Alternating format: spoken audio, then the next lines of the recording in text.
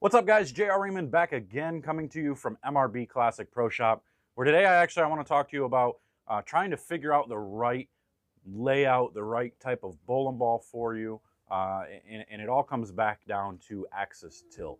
If we don't know our axis tilt, we have a hard time laying out a bowling ball, because if we lay out a bowling ball strictly by your positive axis point, we could be laying it out to stand up too soon, or see the lane a little bit too soon, not get to the right spot, not create the right shapes, because the tilt is one of the most important, if not the most important way. It basically tells us how you roll the ball.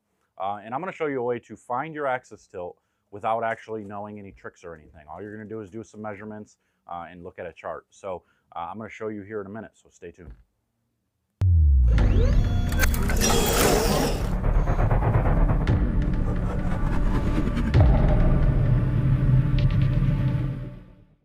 All right, so when we're talking about axis tilt, we're trying to, it's a little bit more detailed. It's something that's going to determine your ball. It basically is your ball roll. It's going to determine how early or how late your ball is going to try to get into its motion. And generally speaking, the lower the tilt, the better you're going to be on tougher conditions, because you get your ball into a roll early and it can be blended and you can, control what you're doing. The later and the higher your tilt, generally you're going to be a little bit better when the conditions are a little bit softer or a little bit easier, like a league condition. I'm stuck in between. I did the measurements, but here's the difference: is I can get mine to go down to 3 degrees. I can get it all the way up to 13 degrees without doing something crazy. So that 13 degrees gets it to where if the lanes are a little bit softer, I'm in good shape. But it explains why when they're super soft, when it's a house shot, I tend to struggle at certain times. I have a hard time getting my ball to do the right thing. Sometimes it sees it a little bit too quick. It sees friction a little bit too quick. So I got to start laying bowling balls out a little bit better according to the way I roll the ball, according to the track, my axis tilt that I have. So with this being said, what we're going to do is we're going to throw a shot. You're going to go out on the lanes, you're going to throw a shot in the oil, and you got to be able to see the oil. So you got to be quick, and you got to make sure you mark that first oil ring all the way around the ball. Okay, so you're going to mark the first oil ring only, and that's going to be all the way around the ball. Basically, you're going to make a circle around the ball. Okay, so you've got one big circle, and you're going to line it up. Now you're going to try, and you can use either a Pro Sec or just a measuring. What I like to see, what I would suggest is if you have one of those fabric measuring tapes, get one of those, because you can stretch it across. We're going to try to find the furthest distance on each side. So when we put the Pro Sec there, basically what you're going to try to find is where both sides are equal. Okay, so that way you have the number. So that way it's sitting at, like, for me it would be sitting at 6.5 and 6.5. That line hits 6.5 on both sides, and then we're going to take the chart. So 6.5 and 6.5 obviously equals 13 inches. So we got a 13-inch difference from one side to the other. That means my bowling ball is touching a lot of the lane. It's seeing a lot of the lane when it's going down or the lane is actually touching a lot of the bowling ball, whatever way you want to look at it, throughout the lane, which means your tilt is a little bit lower. And 13 degrees, when I look at the chart, which I'll put it up on the screen here, but also show you right here, 13 distance from one side to the other equals 3 degrees of axis tilt. That is very low.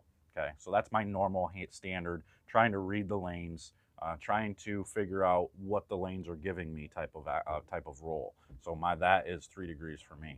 Now when I start to move left, obviously that goes up. I'm able to get it all the way up to about 13 degrees total.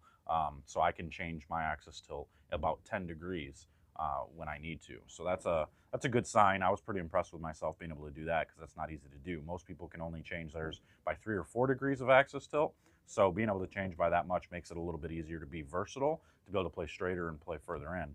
And like I told you before, I struggle when the lanes are a little bit softer, when the lanes are a little bit easier. So I got to start laying some bowling balls out according to this. So I can do it both ways. I can start laying out bowling balls for when I'm playing straight and smooth, which is kind of what I'm doing. I've got the halos. That's why the halos look so good for me. They're 5.5-inch pin distances with big first and third numbers. That gets them down the lane. That gets them to be smooth and archy. They're not going to overreact. And then when I go to something like this, where it is, a little bit lower diff, not as strong a cover, I can get these to read a little bit quicker. It's okay to have stronger layouts on these, because the covers and the cores are already a little bit weaker. So when I'm in that 6 to 7 degree of axis tilt range with my hand, this ball's still going to look good. And then even when I get down to that 3 degrees of axis tilt, this ball will still look okay, even with the stronger layout. So it'll just blend the lane that much more for me. So we really need to take into consideration these numbers. We got to figure out how we roll the ball. Do you know how you roll the ball? So the next time you go, see if your pro shop guy or gal can find your axis tilt for you, and see if they're using these numbers to try and figure out your best layouts.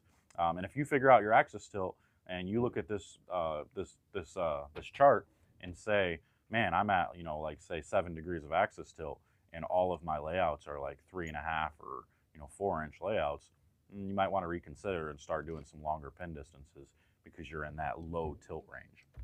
So that's all I got for you today. Hope this helps you. But remember, it's that first oil ring all the way around that you want to mark with a pencil or something, and then measure the distance.